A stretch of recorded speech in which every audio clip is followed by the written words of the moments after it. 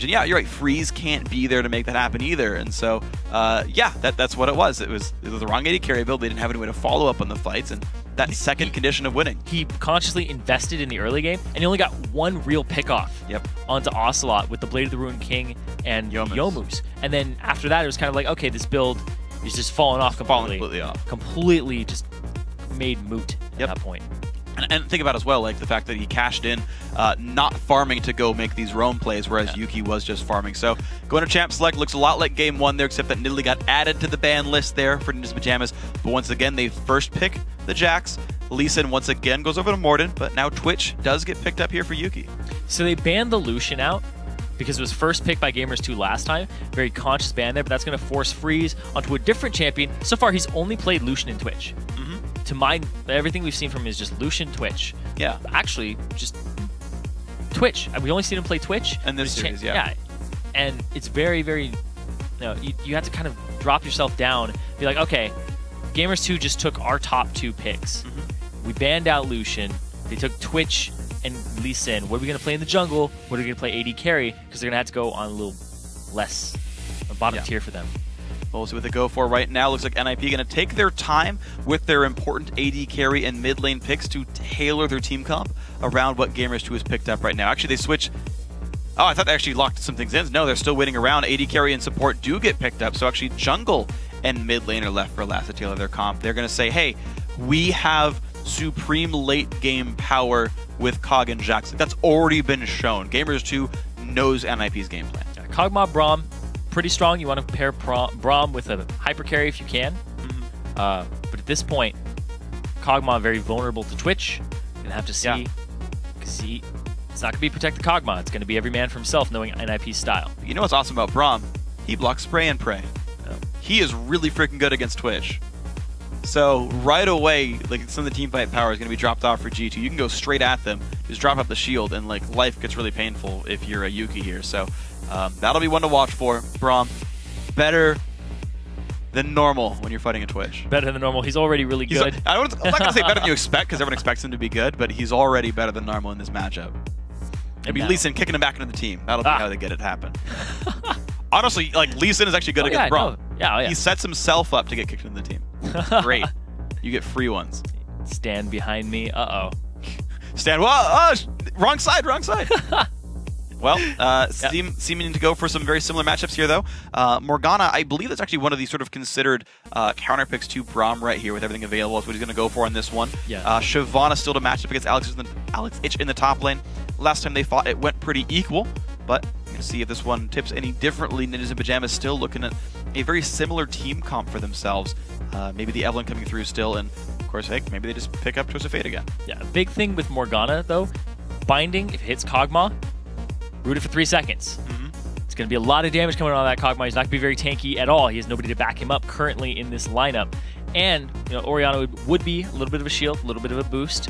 But here's the thing. Morgana does really well against Braum. You talked about it being the counter pick. I think it's the go-to counter pick against Braum because in 4.9 you can spell shield, and the final tick of his passive, the concussive blows, it'll just say spell shield. It doesn't it's some magic damage and a stun. And very telegraphed. Because it's like, oh, that's the person who has the debuff on him. Spell shield him. Yep. Black shield it, he'll be fine. Give him the black shield and life is safe for you. So Gamers 2 going to make their last choice now, seeing that it's Orianna mid lane. And I think NIP's comp is pretty well rounded, though very late game focused. They have the ability to make plays. So 40 minutes, they look great. First 20, they look all right. We'll see if they dip at any point in time. Gamers 2 saying, okay, here's the comp. Think about the ways they're going to go in on this one. Well, what NIP is going to do is they're going to put the ball onto Ko, because we saw Ko last time flank with all of those really good Agony's embraces, just coming in from the back. Getting, I think he didn't hit like less than 3 people. There was one that got flashed. Yeah, that was really funny. So that one only hit 1, but in the team fights, he hit about 5 people, 3 people consistently. So Ko loves to flank, and if you pair that with an Orianna, that's your engage tool. There is 2 mild engages made into a really big one. And so it's going to be pretty happy right here. NIP do have ways to start fights and finish fights, and that'll make them a nice comp. It is actually a 3-threat comp as well, which is nice. That if any one of them gets held down, someone else can pick up the slack. So Ninjas in Pyjamas team looks pretty great. Gamers 2, though, pretty much 2 threat, but if Yuki builds the correct way, and so far he's been building to carry games, that could be enough for them. They have plenty of utility to back it up, on top of the fact that, Lulu and Morgana, great defensive team, great follow-up team as well if you get in there with Shyvana. So both these comps look pretty good, and overall they're well-rounded. It's like we can do a little bit of everything, and their damage is still going to be good late game in general. Yeah, I like that Gamers 2 is bringing this to the table right now. They have the Twitch, they have the Lulu to pair with the Twitch, and then the Morgana. Can't really get to the Twitch when there's a black shield on him, and then he also has Wild Growth. It's very difficult. And a Wild Growth Twitch is basically, I'm just going to stand here and use Rat-Tat-Tat. There's nothing you can do about it. Yep. Yeah. Basically, sunglasses come down from the sky, deal with it. Yeah, I mean... That's basically what happens with Lulu. And Twitch's eyesight gets even worse. He already has a I hope he's playing Vandal Twitch. Actually, to be fair, one of his quotes is, "How do you see with all this light?" You give him sunglasses, he gets stronger. He aims better at the very least, right? It's got it. Like that's basically canon at this point. Okay. That's why Vandal Twitch is so strong. Yes, it's actually the best skin because he has sunglasses on, so he's a bit stronger as a champion. So that reasoning, yeah. There you go. Anyway, let's get to some real reasoning here between Gamers 2. Real reasoning. He looks so hurt by that. I am. But yeah, so Gamers 2 versus NIP here. The game 3 coming into this, NIP looks so dominating in their wins, and in their losses, they still had more gold. So if NIP wins it, they won it at about the 27-minute mark previously. And when they lost, it was at the 44, when Gamers 2 ended up taking that one. NIP have a late game composition here. Gamers 2 have some options. Gonna have to see what Yuki does, because he carried their last game alongside Ocelote. If they can go ahead and just plant the seeds for that duo to just run away with the game, it's very possible things can get out of hand. But there's a lot of synergy here on NIP. You throw the ball onto Braum. You throw it onto Evelyn, who's flanking. You throw it on Alex Each, who's going into the back line. There's a lot of options here. Definitely are. So NIP, they usually draft comps that have a lot of options. Yeah. What I'm noticing. Whereas Problem is how Gamers they 2, play around them. Exactly. It's like, which one is the one they're going to go for? Yeah. Gamers 2, on the other hand, not so much. Fairly single focused. Yeah, they very go much team fight team. Exactly. They go for like, all right, this is what we're going to do. NIP, if they recognize it, they can do something about it. But, oh, so close.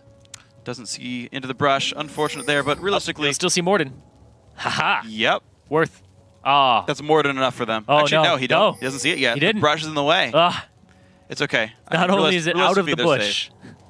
Yeah. It's off to the side of the bush. So actually, this is very interesting. So Morden is starting on the safe side of the map. His dual lane is there. Ko is starting on the weak side of the map and isn't getting punished for it. NIP can get a 3-buff start if they identify this. Okay, so right now, basically, NIP realizes that the dual lane is not there in the bot lane. So that Voidle can very easily, and he's actually doing it right now, walking towards the blue buff. He can put a trinket ward down and then jack Morden when he goes for it. NIP, if they play it right, get 3 buffs. Yeah, they started really far up, too. Voidle and Freeze did. They were way up in that lane, in that bush, waiting for somebody to go ahead and face check it. And that was really big, because now they have all the information that they need. They go ahead and place that ward for themselves, and it won't expire by the time that they get there. So now they're going to be able to go for that 3-buff start that you were talking about. Yeah, and it's not the biggest deficit. I remember at the beginning of Summer Split 2013, that Dignitas vs Cloud9, it's like way back. Dig Cloud9 a year ago. Dig gets a 4-buff start. Patoy Blitzcrank steals away the Golem. They counter jungle the red buff. They get their own buffs. And they won. And C9 still wins because you know what happens? Nasa just shows up top lane with 0 buffs. He's like level 2 and he's like, Spirit Fire, let's just push the turret down. Yep. And he's like, I don't really care. We're just not going to like deal with ganks in this game. And they do fine. So like you can play around bad buff starts, but it's basically a 5-minute window where your jungler beats their jungler. You're a level ahead. You're more gold ahead. You've got an extra buff on the guy, whether it's blue or red. In this case, he'll be up a blue buff. Over Lee Sin, it's not completely crippling. It's not. Exactly. It's not really crippling. In fact, Lee Sin can just cripple him back, pressing E twice. So, not too bad. Set you up for it. I know. I appreciate that. So it's not the end of the world, but it is a nice little buff that's going to help NIP out in the early game. And realistically, when they're waiting to scale to late game with the Jackson and Kog'Maw, if you hamper Lee Sin a little bit, getting one extra foot in the door.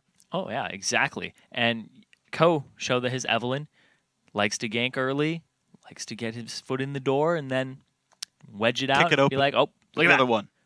what's in this can of worms and be like, oh, it's an Evelynn ulti onto 5 people. Yep. But we'll have to see because Ko, he loves Lee Sin. He knows how to play against it. He played against Morden's Lee Sin in the first game, and he respected it. They respect each other a lot. True. Yeah. Ko, this is the most hesitant I've seen him in a matchup, actually. Yeah. He's usually like, die behind your turret, disrespect you, kick you into my team. That's it. He'll like go down being like, whoa, Blaze of Glory! And he like dies and he's just like, yeah, that guy, he's over there now. I did my job. He's fine with that stuff. It's true. But now he's kind of playing like very skittish, not going for the aggressive counter jungle, which we saw him do previously. Like he was just all up in the enemy's grill before. Yeah. It feels like a style of sort of very safe controlled aggression to where like the ganks, they don't go for like lane ganks and like, well, if I'm counter jungled, I get screwed up, or I get counter ganked, I get screwed up.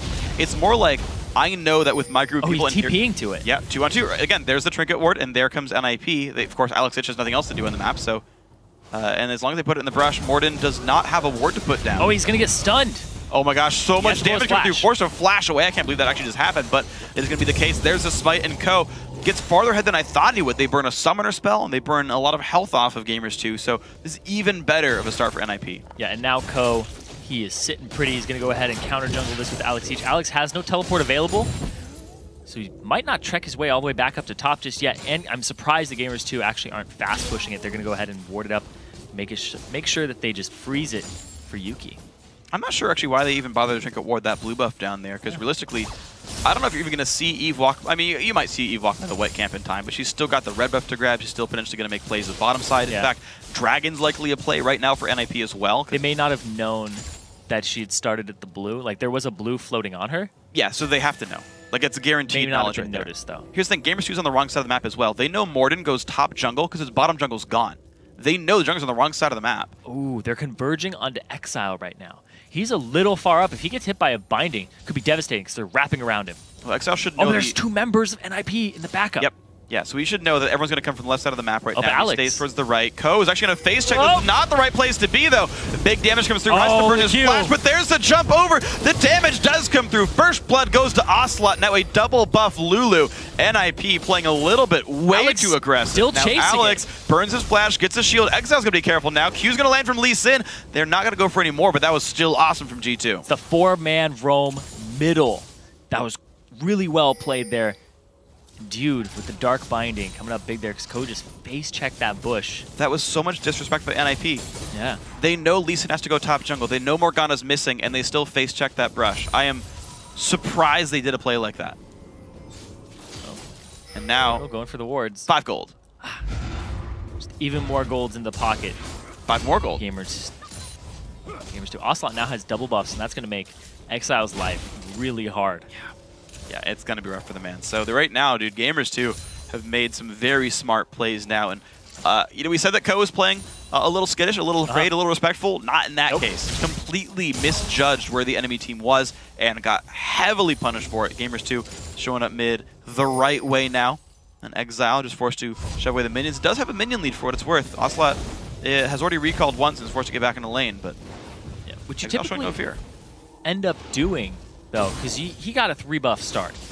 So he, like we said, he didn't respect it that time. So he was like, I'm more powerful than Morden would be at this point in the game. Oh, wait, there's Dude right there. Didn't keep tabs on the top lane.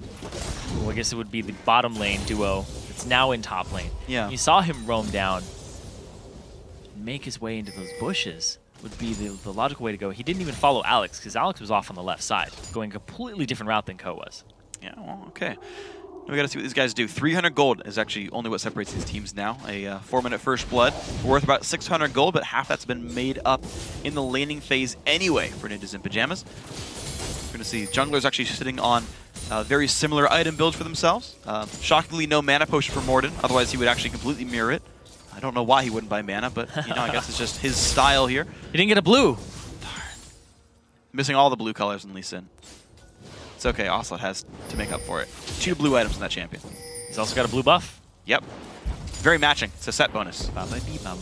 Anyway, so so they're going for a converge now. They're going to try the same strategy, but try to reverse it here. NIP, they're off on the right side. It's warded there, whereas Gamers 2 is off on the left, just hanging out. Oh, they're going to wrap all the way around, but here comes Dude from the top lane. Everyone sees everyone. They actually see Dude come down as well. He's been spotted on the way over. Gamers 2 has really good ward coverage of this map, and they have a lot of wards in their inventory too. They're playing this correctly. This is the right play. Oh, the dragon. Yes. And now they all have to wrap around and go for it. Because Lee Sin can't walk straight through the lane. Warden doesn't have his flash either. They're going to be checking this, and by the time he gets there, no, he's not even going to go for it. He's going to go for wolves, and they're going to get themselves a free dragon. Wow. Well played right here. NIP going to grab that dragon very successfully for themselves. Gets picked up right there. Good smite by Ko. They did earn it based on where the lanes were in the first place. G2's going to check it and be like, yeah, it's gone, right? He's like, yeah, okay. What ended up happening is that ward that's in that side bush can only see there. What ended up happening is NIP went up and to the right in that bush that Morden walked up to and put a ward in, right? He's like, oh, they're not here. Because it doesn't show them exiting that bush because they went straight from that bush to dragon. Yeah. Well, good play then by NIP overall, playing around the ward coverage, playing around everything, and it's good stuff. Now Morden going to start at this blue buff again. This side of the map is actually Gamers 2. The northwest edge is it really belongs to these guys, and they're actually doubling back for their own blue buff as soon as possible. You're seeing the immediate recall. It's going to be Morgana grabbing some items and trying to show back up, and the second blue buff is actually going to be, I think, an area of contest here for Gamers 2. It must be great to be an AD carry right now. Just sitting around, throwing your stomach acid at people. Yep. So wrong about blue buff. They actually just go back for their own red, looks like. Actually, well, they recalled their AD carry back already, but it's not going to be in time. NIP timed this buff. They go right for it as soon as possible. Exile. Ooh, actually, blue buff goes to Alex Ich there. He didn't get the W down. JWoww, level 4, being converged on. It's a level 7. He is on the wrong spot right there. Does not have flash, but the Lulu Wild growth does keep him alive. And actually, these guys want to fight. Ko gets bonded. This could be a great fight for G2. And in they go. Voidle in the front lines. He's doing what he can. Ko already falls. JWoww with a shield. He's going to trade back, though, 1 for 1. Dude forced away. He's 2 hits from a stun. That's a Q. The slow. Alex Ich to leap and an auto tackle do it. And there's a stun on a Dude. Half HP. More Brish coming through the slow as well. And they're still chasing down. The slow from Twitch putting a bit down. Dude. 1 hit from dead. Now the leap and Alex Ich picks one up. 2-1 the fight for NIP. And they end up getting the dragon earlier, so they now have an 800 gold lead. And that gives them some boosts in experience too. They had a couple members running around at about level 3 for Voidle. Gets himself level 4 off of that. And ooh, so close. Very close there. Keeps him away though. So 9 minutes in, about an 800 to 900 gold lead as well. So NIP have made things happen despite giving away first blood on a mistaken gank in the mid lane, but now they're looking good. Yuki, he is on Twitch. He's trying to make the play. Look for Exile. He has a Bilgewater. Bilgewater Cloud is used. The W slow coming down as well. Good damage comes out, but Exile's got that shield. He's pretty safe. Ocelote only finds some damage through. That's all they go for. Nice assassination attempt there by Yuki. Gonna have to keep tabs on his build, see what he ends up going with, and how he's gonna try to use that Twitch versus the Trinity Force that Freeze is building for himself. Ko actually was seen by the pink ward off on the right side. Okay, so he's still got to be careful. Really, all the above. So right now it looks like top lane is going to be the move for NIP. They're sending a lot of guys around. They've still let Freeze sit there in the bot lane, largely alone. He shut up for a dragon fight, but like basically he's just alone farming up as best he can, trying to get gigantic, if at all possible. NIP, a lot of effort sent top lane, but Gamers 2 read this and they're around. JWoww, ooh, doesn't actually check the brush and hit anyone with it, so nothing found there. Some defensive wards from Ko, or I guess they're like aggressive defensive wards. They look to see if there's a counter gank in the top lane, and he actually spots enough of G2 to not go for it. Yep. And now down bottom, we just see Freeze once again. Freeze in the lane. He's going to be up against the support though now. And Voidle, man, such great map movement prediction. Yeah. Basically, these two teams have been playing chess against each other this whole series long. Ooh, binding doesn't land, but the cast does, and decent damage comes out from Yuki onto Freeze. He's got to back up a little bit here. You're going to see this lane is pushed into the turret, does not allow the Freeze anymore. That is exactly what NIP wanted. Plus, they're matching now and heads up a 2-on-2 lane for the first time this game. We'll see how well they can pay off with this one. So they actually miss all the seers under the turret, all the casters under the turret, I should say. Small mistake there, but still 90 to 82 in minions. Ruin King close to done there for Yuki as well, about 1,000 gold away. They're pinging onto Exile because he's less than half HP, converging on him with 3 members, but Ko is still around. Something to be afraid of for sure. It's not yet been spotted. Now Alex has teleport, still sitting in the top lane by himself, as Jax has that timer.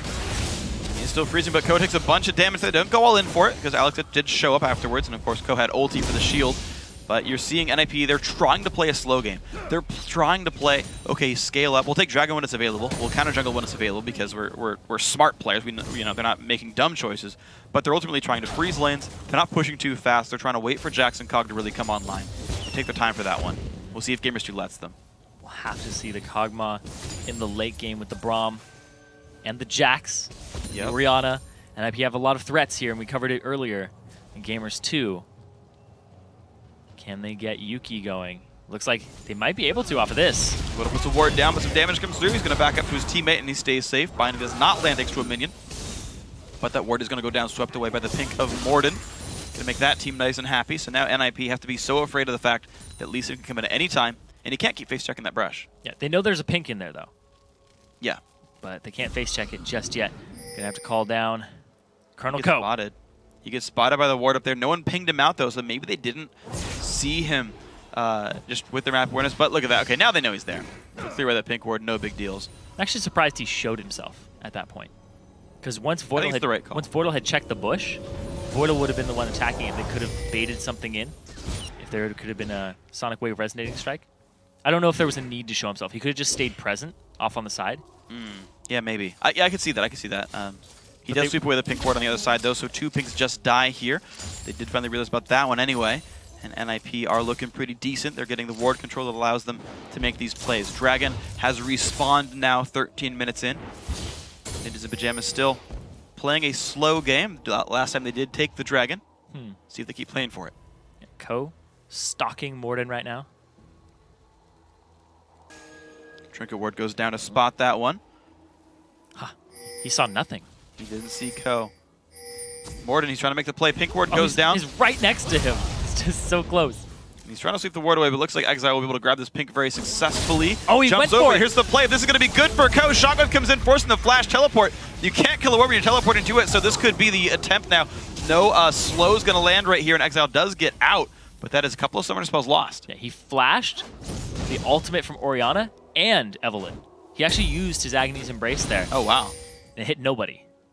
Okay, so very good flash then for Morden to keep himself safe. That's good stuff with these guys. And it does mean a pink ward killed now, and actually, right now this means also NIP's on the wrong side of the map. No teleport for Alex Itch, so Gamers 2 just goes for it. Yep, good teleport by JWoww. It's paying off twofold now. But of course, they've zoned off Yuki. He's about half HP. He has no mana to come in here. Freeze is a little bit healthier. Don't think they'll contest it, though, with the lack of ultimates. There you go. Well picked up. Gamers 2 make that one happen, knowing they could only get a 4v5 at best, so NIP does back off. Gamers 2 put it back within 600 gold here. Very, very smart move, pulling the people down at the right time. But keep in mind, this whole time, Alex Itch has been farming. He's been pushing the top lane. He's got nearly a 30 minion kill lead, and we still don't have JWoww coming back top. A big thing, too, is that they blew the ultimate from Exile, so he couldn't show up to the dragon fight and just turn it around on top of a Kog'Maw. Instead, nice flash. Forced away. Twitch re-stealths, though. Of course, you can't really fight under an enemy turret, so NIP will back off of this one. Yuki pushed him away, but that turret's down a half HP, and of course, Dragon did eventually get answered by that top turret, just to make sure you guys, you know, hear about that one, because it means NIP really haven't lost anything for that. In fact, they just kept gaining solo lane XP, so really, there's even less chance to catch out of this one. But Ocelote, though, ults himself, but here comes Ko, flashes in to deal the damage. Exile shields himself, and the Glitter Lance misses. That would have dropped him down, so kill picked up by Ko. That was nice. And Ko's looking back to himself right now, diving behind turrets, the last place you expect the jungler to come from. Just such an aggressive style. Because he could have seen Morden at all on his little trek up there, and it would have spelt disaster. That worked very successfully. Alex Itch tries to counter jungle the red buff, can't make it happen. Trigger ward down for Morden, but goes around, gets the smite. Good job by Morden, makes it happen. That was a well-played move. Very difficult to get an objective away from a Lee Sin. Yes. But it still means 3,000 gold is the lead now for Ninjas and Pyjamas. They've made very good early game moves. The dragon fight, the dragon itself, and now 2 turrets picked up. Their duo lane actually winning by a lot right now. Triforce all of their lanes are winning for in CS. Yeah, absolutely. Yeah, exactly. Their lanes are all actually winning in CS. But the main turret that went down was actually, you know, top lane was because the guy left the lane, and you know, that's pretty forgivable. And they got dragon for it, so that's kind of a wash. But bot lane just got the turret kill head just straight up. They just showed up there, beat the lane up 1v1 and made that happen, right? Mid lane got turned by ganks and whatnot. That's forgivable as well, but bot lane won the 2v2. That one's big to me. And the only deaths on the team are actually Ko as Evelynn, and Evelynn really just has to get 1 or 2 items and then just falls off anyway. and becomes a team fighter. But think about his 1 or 2 items. He went Cutlass. Yeah. Remember how last game NIP was all in for the early game? That's a solo Q build. Well, this is going to be a 2v3. Gets jumps away, but Morden, can he land the Q? No. Yeah, that's a very solo Q-esque build. People will typically go Hex Drinker, second item. But because he has the Cutlass, he's going to try to make more use out of his Ravage and the attack speed bonus he gets from that. Yeah, he's very much about assassin in the back line. Ko wants to get back there, relying on Voidle and Exile really for durability here, which is a risk he's going to take. Last time he went, I think, too squishy on Jarvan by getting the Hex Drinker third, but you know, he's an aggressive player, a young player, not a lot of competitive experience. I still trust him. Like, I think it's a good build, but you see it rarely in competitive, and there's a chance that's too big of a risk here. We'll see if it pays off. Definitely have to see what happens there. They're besieging this turret up. It's basically a nice, gentle breeze would knock it over. That or some stomach acid from Kog'Maw. Yeah, just one of those. Removes the rest of that. I saw this thread that was describing what every AD carry actually does. It's like, shoots light from their gun, shoots crossbow, vomits on you. Vomits on you. That vomits would be his stomach acid on you. That's what Kog'Maw does, though. I would rather have that than, you know, poisonous bolts from a plague rat, to be fair. I don't know. I mean, like, you know a venomous crossbow bolt would probably just straight kill you. Stomach acid... From something from the void. I mean, maybe, right? I don't know what the void is, you know? Like, maybe just like a rat pukes on me and I'm like, well, I mean, it's kind of gross. Like, I've had a dog that threw up before and, like, I had to shovel it up and put it in the garbage and, you know, I didn't die from it.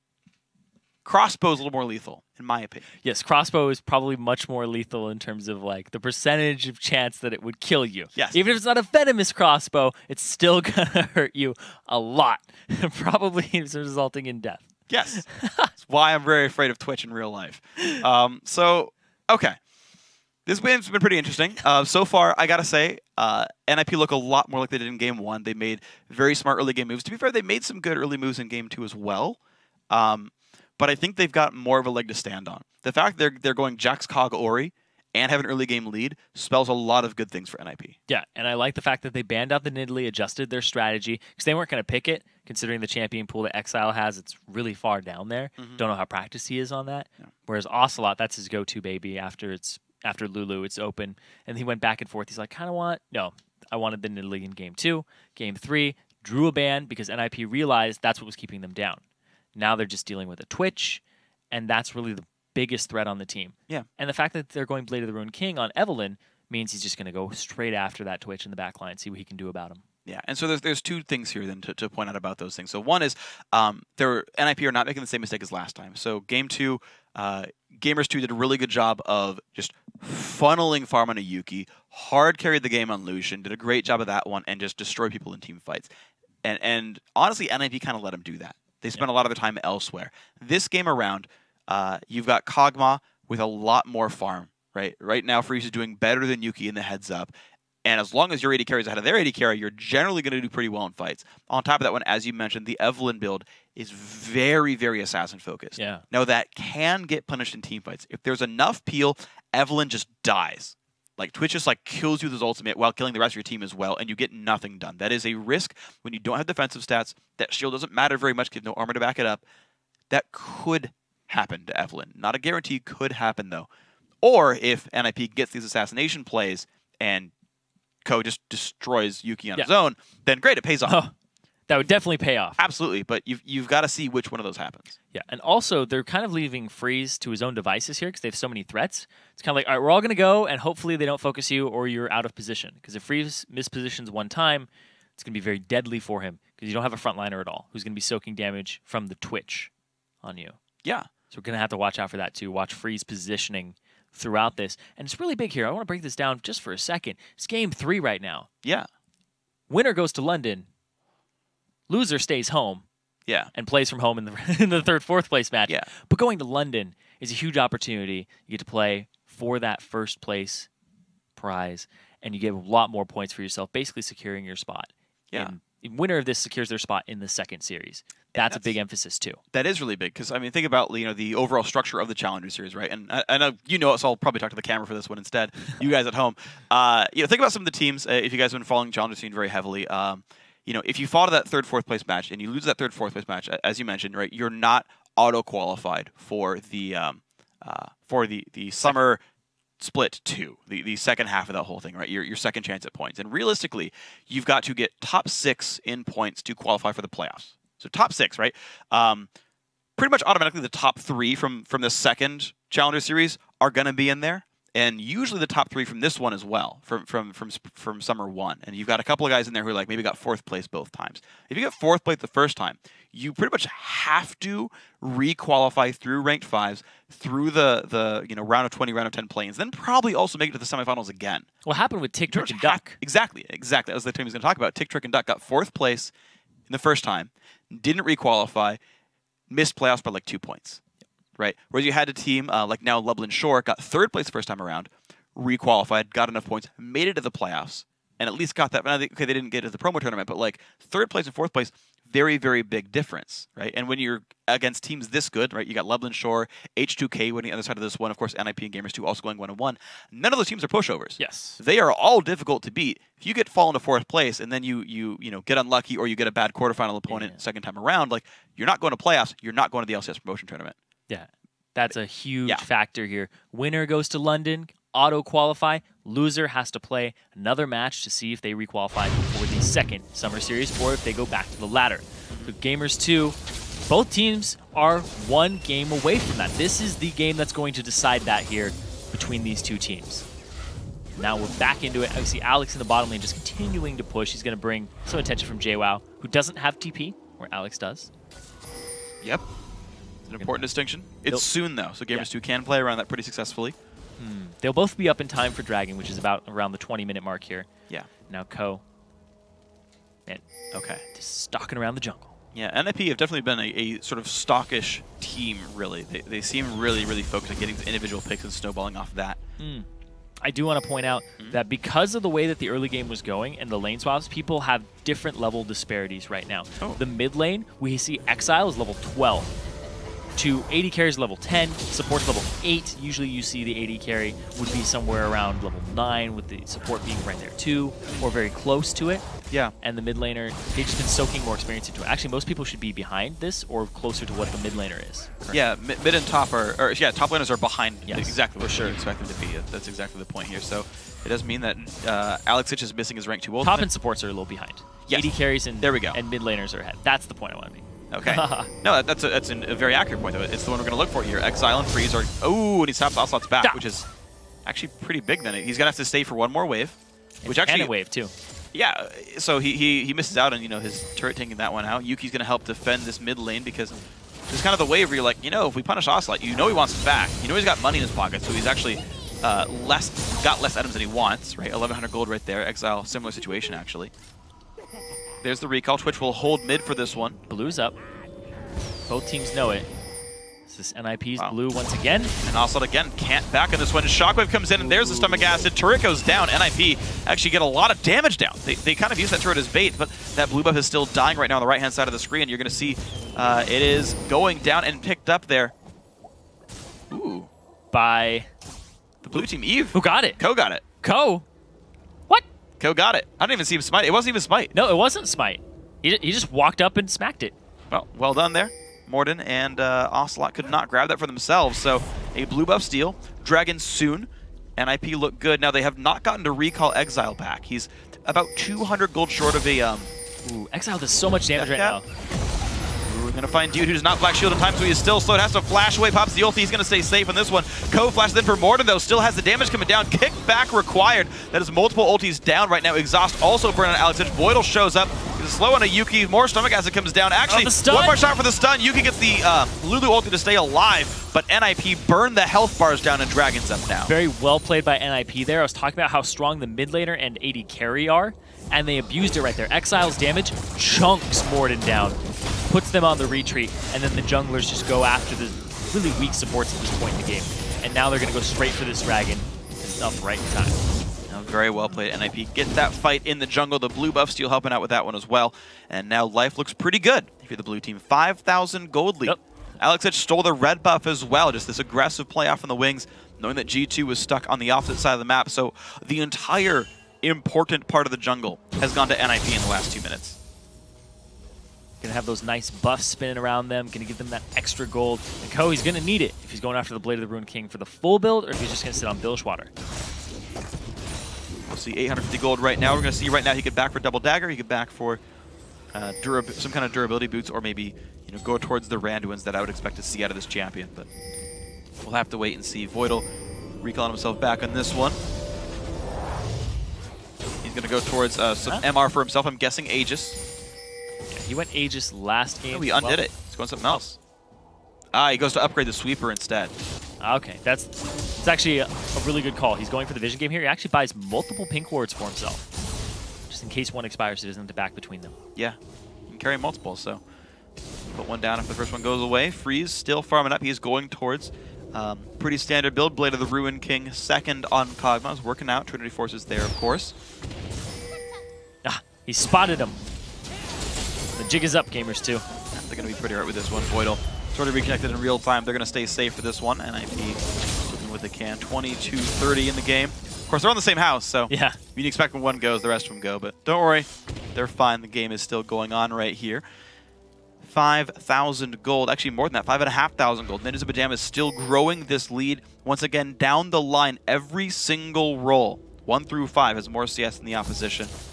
They're up 3 turrets. They're up the dragons as well. Ninjas in Pyjamas look very great this game, and they outscale. So life right now is difficult if you're G2. These guys have not found a way into the fights, and they can't just say, well, Twitch will do it. Yeah, they're setting up for the Baron as well.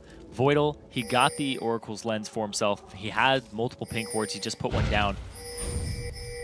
And now he's waiting for more. And there's this flank from Dude and out. Wow, he is in the wrong spot right there. Alex gets the kill thanks to Ko's help with that one. A shield gets an assist on top of that one. Why the heck not? 23 minutes in, and NIP look awesome. Now they go to the top lane here. They're going to do this one very successfully. A turret's going to go down, making that number 4-0 here. Ninjas in Pyjamas only making great choices this game. Yeah, and the supports and top laners were very far down in levels. It's a level 8 Morgana roaming around against people who are 5 levels up on it. It's a ridiculous amount of pain you take just from the base stats of them. And the fact that you're a support and you don't even build that much durability, you get creamed in seconds. And that's what NIP's doing. They're just going straight for that Morgana. He's 0-2 so far. Wonderful stuff then by NIP to force all these things. It's not like it's easy to kill a Morgana. He's got Black Shield. Yeah. He's supposed to be in the back lines, but Dude warding his own jungle alone and gets caught out for it because of the aggressive play of NIP. Their lanes all pushing the wards deep in enemy territory. And you're seeing Dude, once again, trying to wrest control over these wards. He's doing something here, but there's really a lot more work ahead of him. It's what he's got to do for the team, and we do see that Ko goes for what looks like might be a Randuin's or Sunfire Cape coming out here in the very near future. Randuin's much more likely. Yeah, Randuin's is much more likely. It's not the old Evelyn. You sit on people with the Sunfire Cape. 5 of them. Good old days. Oh, man. And then you can do it with Garen, too. But yay. Right, now we have Bilgewater Cutlass's Yuki sitting around. Has Black Shield on himself. Looked like he wanted something, but he doesn't go for it. And this is really just NIP starting to run away with the game. They can take a lot of the different objectives. They have Alex split pushing right now. Their mid laner is really strong in a team fight scenario. If you try to contest an objective as gamers too, you're going to take a shockwave. Look at that. They're just going to get... They're going to go after this blue again.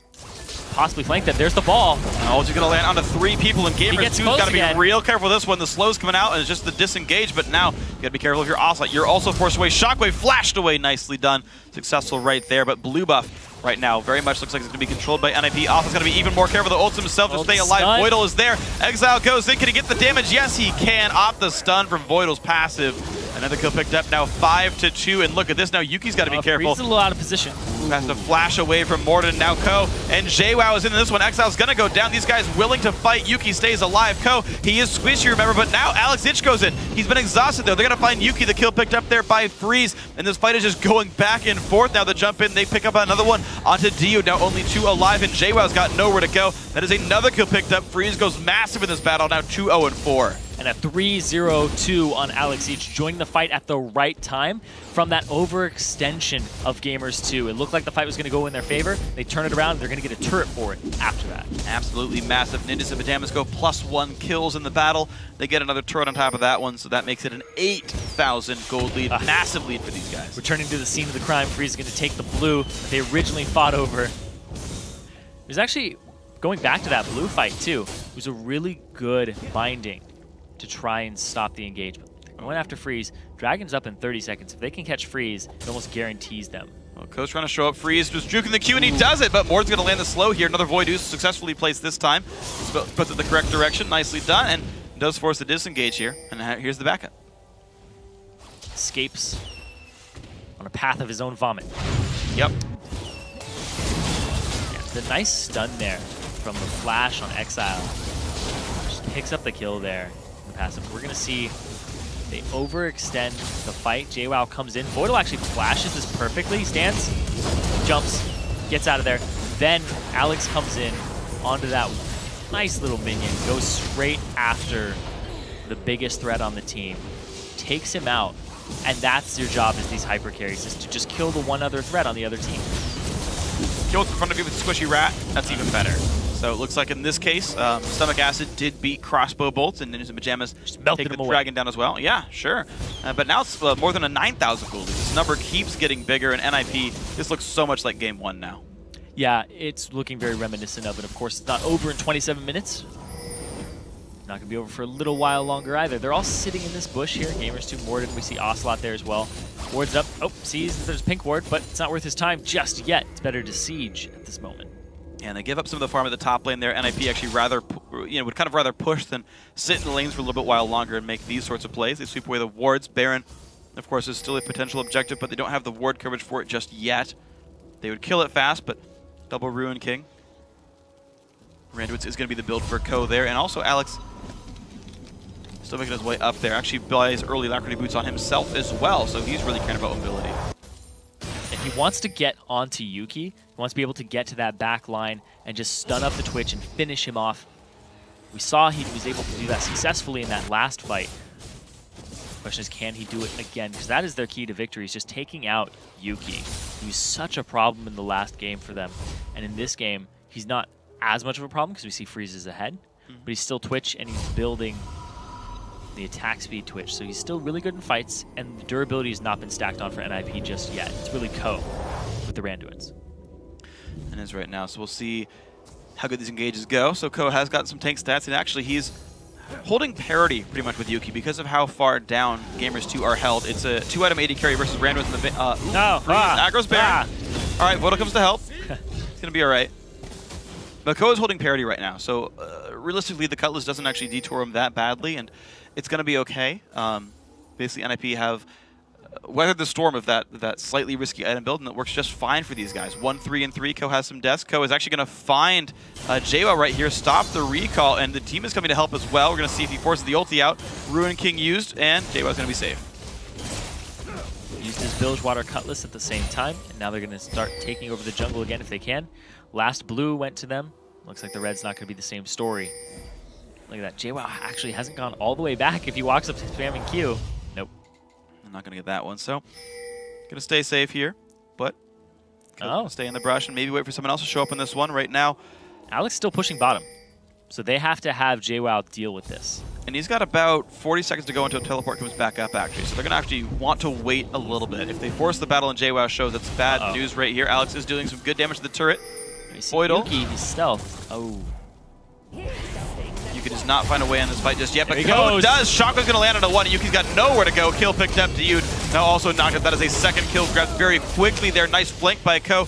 Good kick by Morden, but I don't know if there's enough for them to get away from this one. There's a safeguard. The damage still coming through. Co trying to make it happen. Nice dissonance to keep the team hasty. They will at least push the minion waves in. I was talking about how they can submarine the ball in there, and instead they just run it straight at one person. That's the only person they need to take out on the team. That's the only necessity that they have to take off the field. And now they're going to go ahead and siege this turret up. Alex is rotating towards that top lane in the mid right now. Ocelote just getting chunked down. Big damage going through. That is a very scary Kog'Maw. You got to be sure on that one. But Gamers 2, and I like this though, NIP, they're playing it still very, very smart. It's this measured aggression that they had in the first game, where they're going for pretty low risk, high reward plays like this one. Boom. Puts him on the other side, completely destroyed. And that's the only person they had to take off the field. The other two off on the side, Ocelote not even in range to wild growth it. And And now Dude again going to get caught out as well. He's got to try to stay alive. Looks like he will do that just barely, but Alex, he wants the kill anyway in the middle of the enemy team. A little aggressive there, but the shockwave hits a bunch of people, and Yuki goes down. The Dragon Form trying to run away, but more damage comes out. Alexic can't quite find another, but Freeze sure will. The ulti from long range makes it 2 kills in this fight, 12-4. Exile's such a great pickup. Even in their loss, he was 6-0-5 on LeBlanc, with only missing out on 1 kill in terms of participation. He's coming up big for the team, despite being the new guy here. We're going to watch that again. See, they start off, he uses the counter-strike, and he just goes really hard onto Dude. Doesn't go after Yuki just yet. He's not even on the field. He's off on the side. While growth is in, watch this. This is fantastic. 4-man shockwave there. JWoww didn't get flown backwards into the distance because of the turret.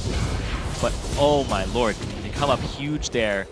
And with the nice ultimate there to pick it up for himself. Yeah, Freeze. So Baron has gone down as a result of all of this. So Ninjas in Pyjamas look all kinds of awesome. 14,000 gold lead. Pretty big lead for these guys right here.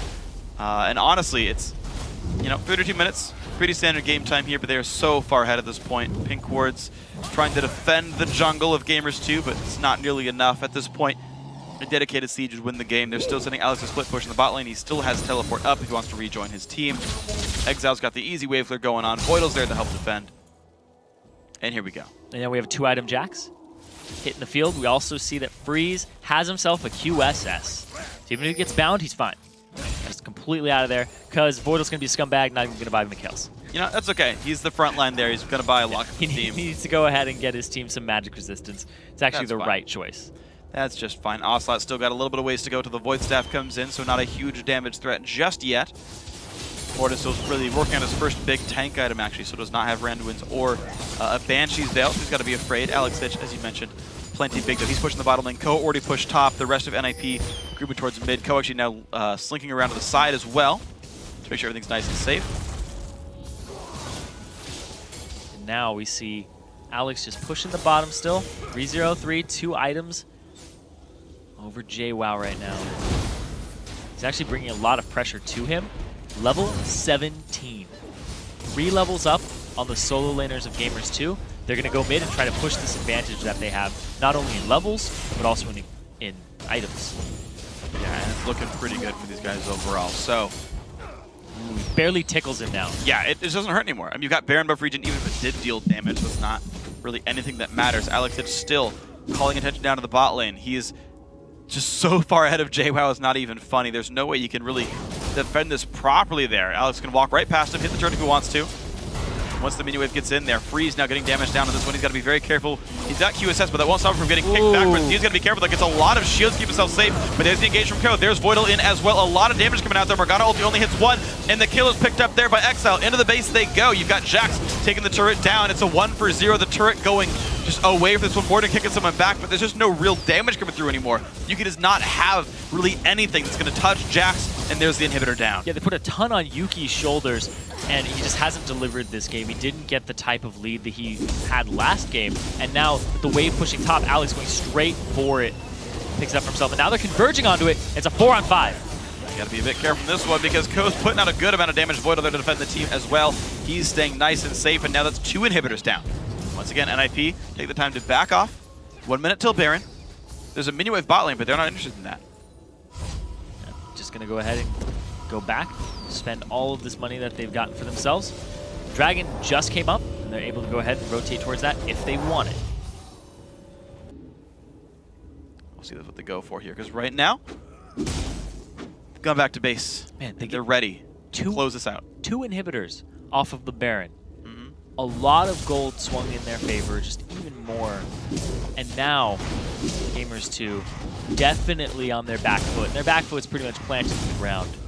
It's what's going to happen now. They have to make a final stand because you can't stall the late game against a Jax, Orianna, Kog'Maw. There's really not a way in for Gamers 2 at this point. They're very low in levels. Like, that might be the thing. Yeah, they can just get those levels for themselves, and Yuki gets huge, and they get a good team fight. Maybe it'll work out for them if they pick off Freeze.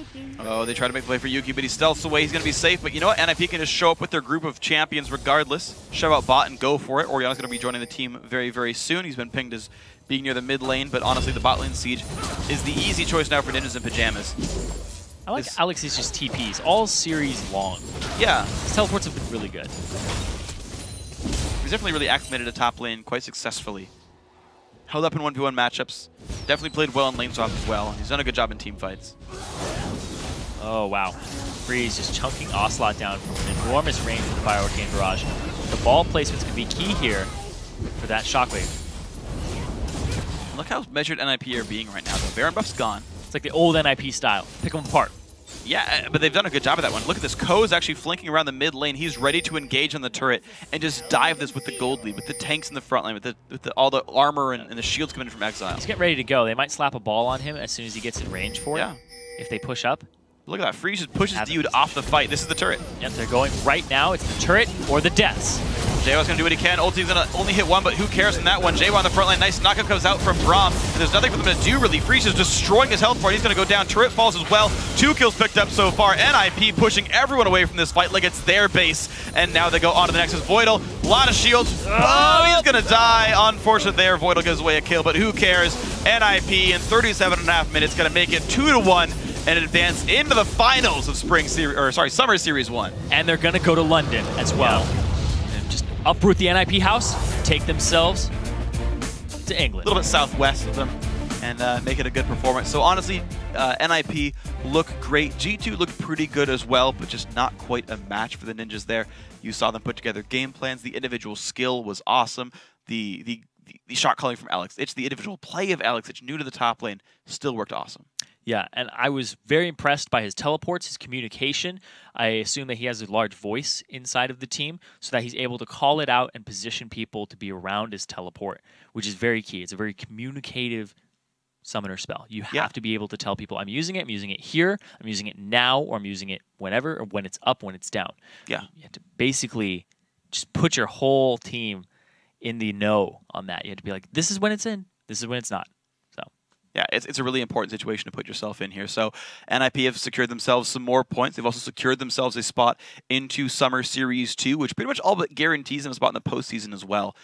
We actually saw in Spring Series, Cloud9 Eclipse took first place the first time around and then actually lost in the round of 8, and that was enough for still a good seed into the postseason themselves. So I think we're gonna definitely see more of NIP throughout. Actually, we're guaranteed. To be fair, we're guaranteed to see at least 2 more sets from them in the Challenger Series, and their playoff spot all but secure as well, without something pretty massive happening against them, and like a completely weird bracket going up against them. So, and another thing too is that they wrestled themselves another chance to keep this roster together and to keep it going without having to requalify through the ladder. So they can focus on scrimming, they can focus on just the challenger scene in general, have their analysts break down teams for them, and see what they need to do as they work on their synergy. I do like the pickup of Exile and Voidle. They've come up really big in this matchup that was not easy for them. Yeah. And it shouldn't be easy either. The first game really impressed me how quickly they closed it out and how coordinated they looked despite only having about a week or 2 with each other. Yeah.